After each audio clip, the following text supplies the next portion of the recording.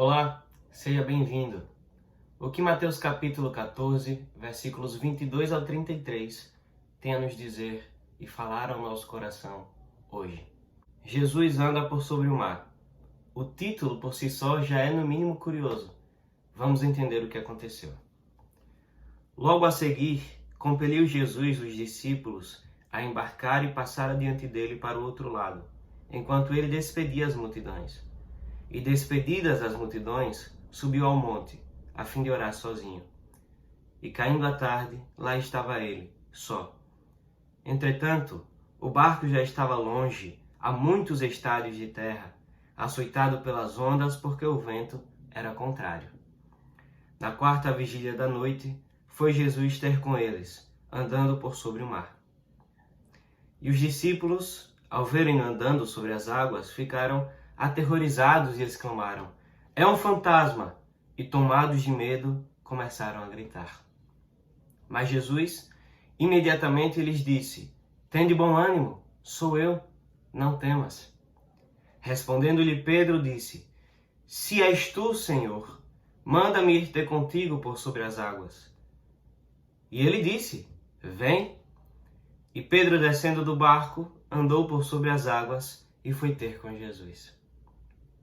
Reparando, porém, na força do vento, teve medo, e começando a submergir, gritou: "Salva-me, Senhor!" E prontamente, Jesus, estendendo a mão, tomou-lhe e lhe disse: "Homem de pequena fé, por que duvidastes?" Subindo ambos para o barco, cessou o vento, e os que estavam no barco adoraram, dizendo: "Verdadeiramente, és Filho de Deus." Tem várias coisas que chamam a minha atenção aqui nesse texto que acabamos de ler, e eu gostaria de compartilhar essas coisas com vocês. O primeiro é que do versículo 22 ao versículo 25, Jesus e a Bíblia nos dá o contexto do que estava acontecendo. Como de costume, Jesus estava acompanhado de uma multidão. Ele olha para os discípulos e fala: "Olha, pode ir atravessando, peguem o barco e vão, que eu vou me despedir." Jesus se despediu das multidões e foi orar sozinho, que era algo costumeiro dele. Feito isso, na quarta vigília, já estava caindo a noite, ou seja, já estava escuro, e Jesus foi encontrar com eles andando por sobre o mar. E aí é onde a lição começa a falar ao nosso coração.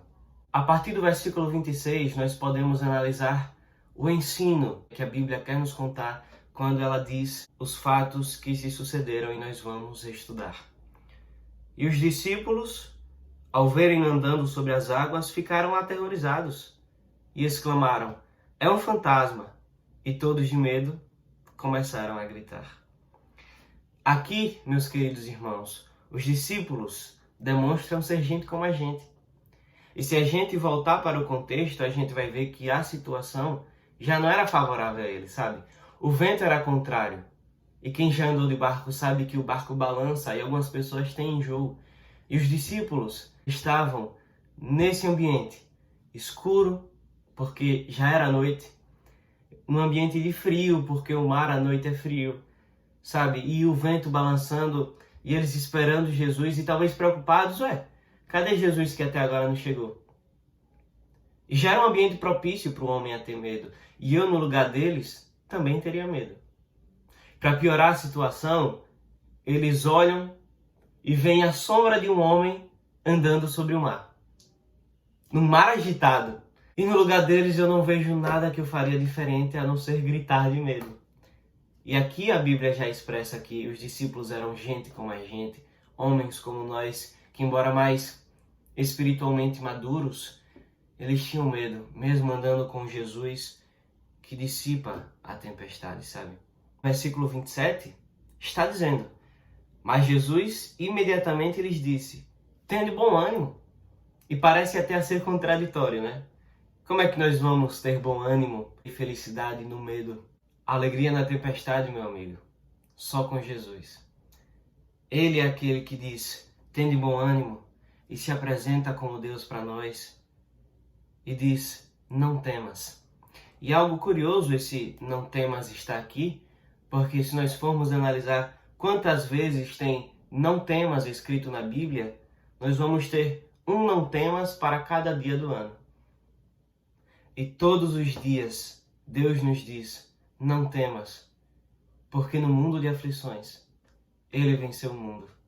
E Ele se apresenta como esse Jesus maravilhoso. Versículo 28. Respondendo-lhe Pedro disse, se és tu, Senhor. O interessante é que Pedro usa o se, que quer dizer uma condição. Ou seja, Pedro ainda estava em dúvida se ele realmente era o Filho de Deus ou se era um fantasma. Aí ele, olhando para Jesus, diz, se és tu, Senhor, duvidando de um Jesus que, se a gente voltar um pouco antes, aqui no versículo 14, está escrito, desembarcando, viu Jesus uma grande multidão, compadeceu-se dela e curou seus enfermos. Enfermos, no plural. Ou seja, os discípulos ali viram que Jesus curara cegos, fez coxos andar, e mais um pouquinho na frente, ele alimentou uma multidão, onde só de homens era 5.000, com 5 pães e 2 peixinhos. Fora mulheres e crianças, e ainda sobraram 12 cestos, e eles eram testemunhas vivas de um Jesus que fez milagres acontecer. E o que seria isso comparado a alguém que pode andar sobre as águas num mar agitado? E se apresenta ainda, mas duvidando Pedro, ele disse, se, uma condição, duvidando. Se és tu, Senhor, manda-me ir encontrar contigo andando sobre as águas. E nós analisamos, sabe, a natureza divina com a natureza humana, onde o divino é calmo, Jesus respondendo de maneira branda, e o homem ansioso, em tom de decisão. Se és tu, Senhor, manda-me que eu vá ter contigo sobre as águas. E ao contrário disso, Jesus responde, vem, com direito à exclamação. Vem de uma maneira branda, sucinta, mas sabendo do que ele estava falando. E quando a natureza divina e a natureza humana se encontram, se chocam e se entrelaçam, grandes ensinos nós podemos retirar disso. Por isso que Mateus 14, 22 ao 33 é tão importante ao nosso coração, porque além de apresentar as duas naturezas, ela fala o que o nosso coração precisa ouvir e entender. O contraste ansioso da natureza humana e o contraste brando da natureza de Deus. E Jesus lhe disse, vem, e Pedro, descendo do barco, andou sobre as águas, sabe? E isso é maravilhoso, porque independente das nossas ansiedades, independente daquilo que nós estamos sentindo, Deus nos usa, independente da nossa condição, independente da nossa natureza pecaminosa, Ele te usa. Se Ele quiser te usar, Ele te usa. E se você, assim como Pedro, dizendo, se és tu, manda-me, se permitir ser usado, aí é que Ele usa mesmo. E nós vemos aqui o contraste da natureza divina e da natureza do homem mais uma vez. O versículo 30 é o que nos carrega mais lição e mais o peso do que é ter um relacionamento com Jesus. Reparando, a Bíblia deixa claro isso, sabe? Reparando, porém, Pedro, na força do vento, teve medo e, começando a submergir, gritou, salva-me, Senhor.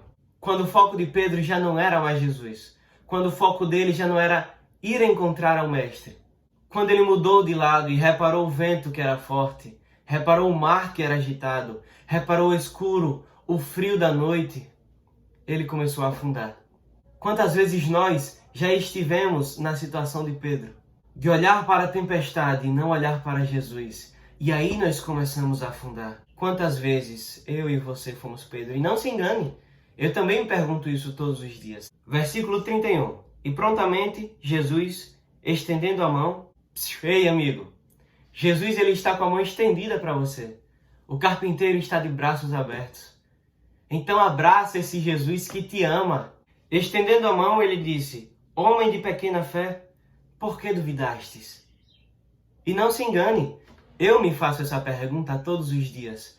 Por que eu duvido de um Deus que fez o mar vermelho se abrir, que na cova dos leões ele livrou a Daniel, que alimentou multidões com 5 pães e 2 peixinhos, que fez cegos enxergarem, que fez coxos andar? Quantas vezes eu e você fomos Pedro e duvidamos e temos pequena fé? E a nossa luta diária é para ter uma fé, pelo menos, do tamanho de um grão de mostarda. Somos homens de pouca fé. Versículo 32. Subindo ambos para o barco, cessou o vento. Às vezes Deus permite que a tempestade se achegue ao nosso coração, porque nós só buscamos a Ele quando a tempestade está em nossa vida. Quando nós estamos tranquilos, aquecidos em nossa lareira, tudo vai bem e nós não lembramos de Deus e da natureza do divino agindo em nosso meio. E Deus permite que passemos por dificuldades, porque só nas dificuldades nós o buscamos. E no hino mais perto quero estar ainda que seja dor, que me una a ti. Não importa se seja alegria ou tristeza, se realmente estivermos conectados com o reino de Deus e nascermos de novo em Cristo Jesus, na alegria ou na tristeza, na saúde ou na doença, se estivermos com Ele, teremos a paz que excede todo entendimento. E às vezes, nós estamos naquela vã ilusão de que somos autossuficientes. E nesse momento de insanidade, nós pensamos que sem Deus nós podemos fazer qualquer coisa. Mas basta a primeira tempestade, a primeira sacudidura do barco, o primeiro frio que vai vir para a nossa vida, que nós buscamos a Deus. E após a tempestade, após esse novo ensino e esse novo reencontro, Deus, Ele nos traz para o barco, acalma a tempestade e habita em nosso coração. Que bonito. Versículo 33. E os que estavam no barco o adoraram, dizendo, verdadeiramente, és Filho de Deus. Que hoje o meu coração e o seu coração possa perceber que Deus é Deus, independente da situação, com ou sem tempestade. Duvida? Se ajoelhe, adore a Ele e vá agora à fonte ilimitada do poder. Que Deus te abençoe.